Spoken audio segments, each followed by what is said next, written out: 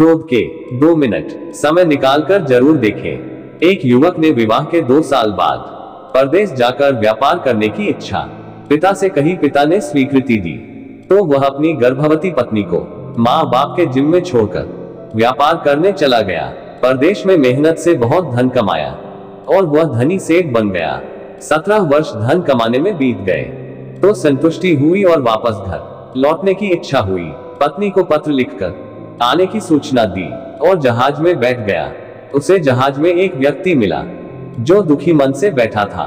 सेठ ने उसकी उदासी का कारण पूछा तो उसने बताया कि इस देश में ज्ञान की कोई कद्र नहीं है। मैं यहाँ ज्ञान के सूत्र बेचने आया था पर कोई लेने को तैयार नहीं है। सेठ ने सोचा, इस देश में मैंने बहुत धन कमाया है और यह मेरी कर्मभूमि है, इसका मान रखना चाहिए। उसने ज्ञान के सूत्र खरीदने की इच्छा जताई। उस व्यक्ति ने कहा, मेरे हर ज्ञान सूत्र की कीमत 500 स्वर्ण मुद्राएं हैं। सेठ को सौदा तो महंगा लग रहा था लेकिन कर्मभूमि का मान रखने के लिए 500 स्वर्ण मुद्राएं दे दी।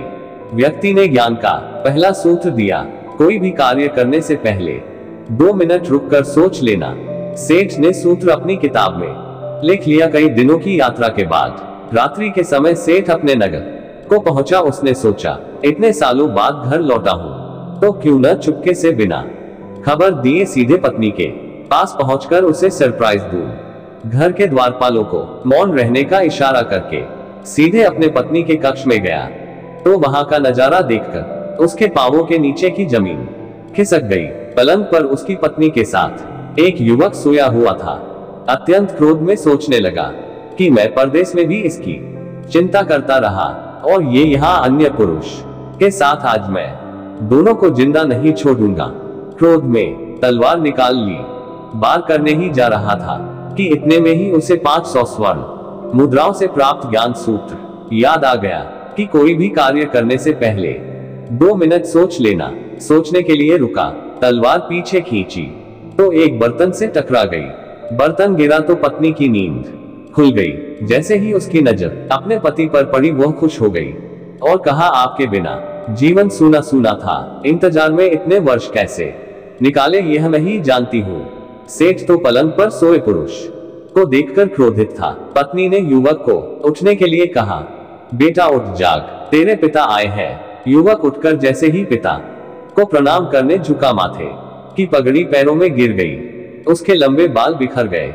सेठ की पत्नी ने कहा, स्वामी ये आपकी बेटी है, पिता के बिना इसके मान को कोई आंच ना आए इसलिए मैंने इसे बचपन से पुत्र के समान ही पालन पोषण और संस्कार दिए हैं। यह सुनकर सेठ की आंखों से अश्रुधारा बह निकली।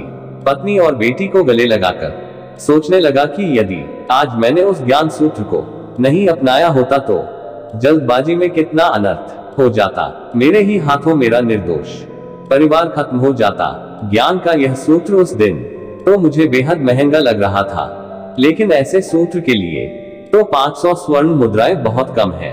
ज्ञान तो अनमोल है। इस कहानी का सार यह है कि जीवन में जो डहकों से बचाकर सुख की बरसात कर सकते हैं वे हैं क्रोध के 2 मिनट है।